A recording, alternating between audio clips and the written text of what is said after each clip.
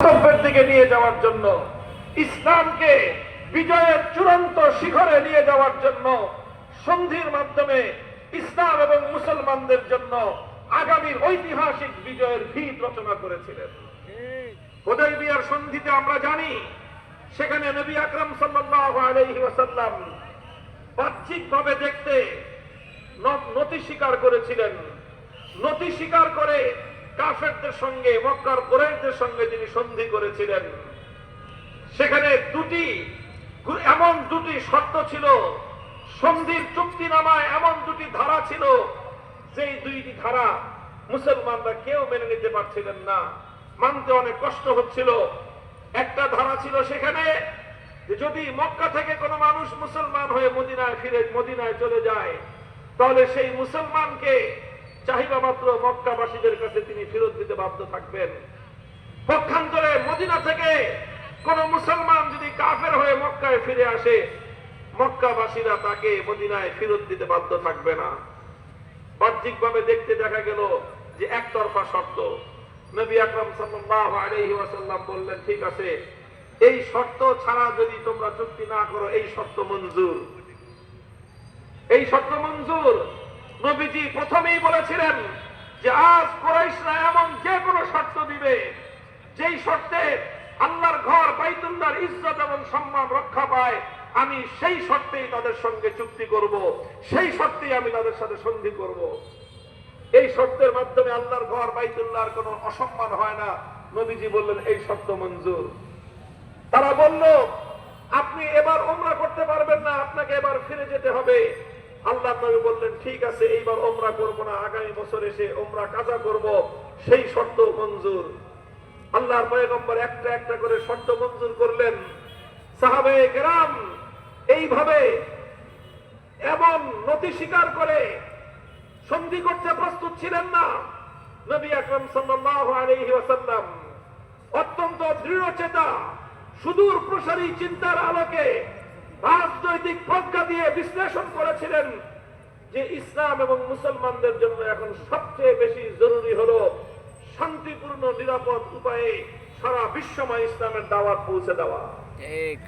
শান্তিপূর্ণ উপায়ে নিরাপদ পরিবেশে সারা পৃথিবীতে ইসলামের দাওয়াত যদি আমরা এখন পৌঁছাতে পারি, ইতিমধ্যে বিভিন্ন জিহাদের মাধ্যমে মুসলমানদের যে শক্তিটুকু অর্জন হয়েছে, যদি আমরা এখন একটা নিরাপদ পরিবেশ পাই, আমরা যদি কিছুদিন শান্তিপূর্ণ উপায়ে ইসলামের দাওয়াত পৌঁছাতে পারি, ইসলাম অনেক দূর পর্যন্ত বিস্তৃতি লাভ করবে। এবং সত্যিকার অর্থেই হুদায়বিয়ার মাধ্যমে, সন্ধির মাধ্যমে মুসলমানদের সামনে সেই সুমহান সুযোগটি তৈরি হয়েছিল। এই জন্য আল্লাহ পাক রব্বুল আলামিন মুহাম্মদ সাল্লাল্লাহু আলাইহি ওয়াসাল্লামের এই রাজনৈতিক প্রজ্ঞাপূর্ণ সিদ্ধান্তকে সমর্থন শুধু নয়, বরং আল্লাহ পাক এর ভূয়সী প্রশংসা করেছেন। আল্লাহ নবী যখন হুদায়বিয়ার সন্ধি করে মদিনার দিকে ফিরে যাচ্ছিলেন, সাহাবায়ে কেরামের মন মরা ছিল। তাদের মনের মধ্যে সীমাহীন দুঃখ ছিল যে আসলাম উমরা করতে, আল্লাহর ঘর জিয়ারত করব, উমরাও করতে পারলাম না। আমরা ফিরে যাচ্ছি, আবার এমন একটা সন্ধি করলাম যেই সন্ধির মধ্যে বাহ্যিকভাবে আমাদেরকে ছাড় দিতে হয়েছে, মক্কার কুরাইশরা ছাড় দেয় নাই। আমরা পাইলামটা কি? তাদের সকলের অন্তরের মধ্যে এরকম একটা হতাশা ছিল, দুঃখ ছিল, কষ্ট ছিল। আল্লাহ পাক রব্বুল আলামিন সাহাবায়ে কেরামের হৃদয়ে সান্ত্বনা দেওয়ার জন্য কোরআনে কারীমের সূরাতুল ফাতহ নাযিল করেছিলেন। আল্লাহ বললেন, ইন্না ফাতাহনা লাকা ফাতহাম মুবিনা। আল্লাহ বললেন যে আমি তোমাদেরকে একটা ঐতিহাসিক বিজয় দান করেছি, ঐতিহাসিক বিজয় দান করেছি। সাহাবায়ে কেরাম অনেকে তখন বুঝে নাই যে এটা বিজয় হলো কেমনে। আমরা সন্ধি করলাম, কাফেররা কঠিন শর্ত দিল, আমরা মেনে নিলাম। আমাদেরকে শর্তের দিক থেকে, চুক্তির ধারার দিক থেকে আমাদেরকে নমনীয়তা অবলম্বন করতে হলো। বিজয় আমাদের হলো কোত্থেকে? তৎক্ষণাৎ অনেক সাহাবাদের বুঝে আসে নাই, কিন্তু আল্লাহর কথার উপর ঈমান, আস্থার বিশ্বাস ছিল ঠিক। 2 বছরের মাথায় সকল সাহাবায়ে কেরাম এই হুদায়বিয়ার সন্ধির যে তাৎপর্য এবং তার যে সফলতা তারা হাতে হাতে টের পেয়েছিলেন।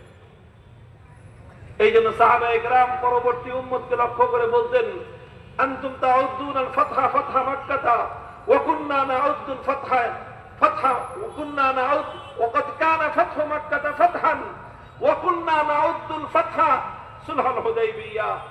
সাহাবায়ে কেরাম বলতেন, হে উম্মত, তোমরা আল্লাহর নবীর জীবনের সবচেয়ে বড় বিজয় মনে করো মক্কা বিজয়কে। নবীর জীবনের সবচেয়ে বড় বিজয় মনে করো তোমরা মক্কা বিজয়কে, যে মক্কা বিজয়ের মাধ্যমে আল্লাহর নবী বাইতুল্লাহর ঘরকে, আল্লাহর ঘরকে সকল মূর্তি মুক্ত করেছিলেন। আল্লাহর ঘর থেকে 360টা মূর্তিকে তিনি ভূপাতিত করেছিলেন। মক্কা বিজয়ের মাধ্যমে যেই নগর থেকে আল্লাহর নবী বিতাড়িত হয়েছিলেন, যেই নগর থেকে আল্লাহর নবী জুলুম এবং নির্যাতন সহ্য করে যেখান থেকে তিনি প্রস্থান করতে বাধ্য হয়েছিলেন, যেই শহর তিনি ছাড়তে বাধ্য হয়েছিলেন, যেই শহরে তার জীবনের সবচেয়ে বেশি জুলুম এবং নির্যাতন সহ্য করতে হয়েছিল, মক্কা বিজয়ের মাধ্যমে আল্লাহর নবী সেই মক্কা আবার বিজয়ী বেশে প্রবেশ করেছিলেন। মক্কা বিজয়ের পর গোটা আরব 1 বছরের মধ্যে ইসলামের শামিয়ানার নিচে জড়ো হয়েছিল। এই জন্য সাধারণ মানুষ, সাধারণ মুসলমানরা মক্কা বিজয়টাকেই আল্লাহর নবীর জীবনের সবচেয়ে বড় বিজয় বলে আখ্যায়িত করে।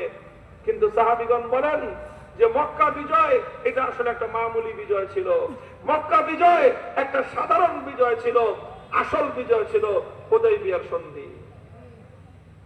আসল বিজয় হুদায়বিয়ার সন্ধি কেমনে ছিল অত দীর্ঘ সূক্ষ্ম আলোচনার মঞ্চ এটা নয়।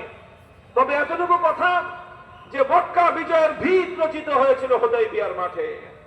যদি হুদায়বিয়ার মাঠে আল্লাহর নবী সেভাবে সন্ধি না করতেন তাহলে মক্কা বিজয়ের জন্য এই উপযুক্ত পরিবেশ তৈরি হতো না। হুদায়বিয়ার সন্ধি চুক্তি হয়েছিল বলেই আল্লাহর নবী রোম সম্রাট, পারস্য সম্রাটের নিকট ইসলামের দাওয়াত পৌঁছে দিতে পেরেছিলেন।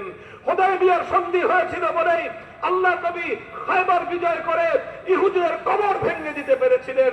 হুদায়বিয়ার সন্ধি হয়েছিল বলেই পৃথিবীতে মুসলমানদের সবচেয়ে কঠিন শত্রু, সবচেয়ে ষড়যন্ত্রকারী শক্তি, সবচেয়ে ষড়যন্ত্রকারী ভয়াবহ মানবতার দুশ্মন ইহুদিদের কবর হাজার হাজার বছরের জন্য ভেঙে গুড়িয়ে দিতে পেরেছিলেন।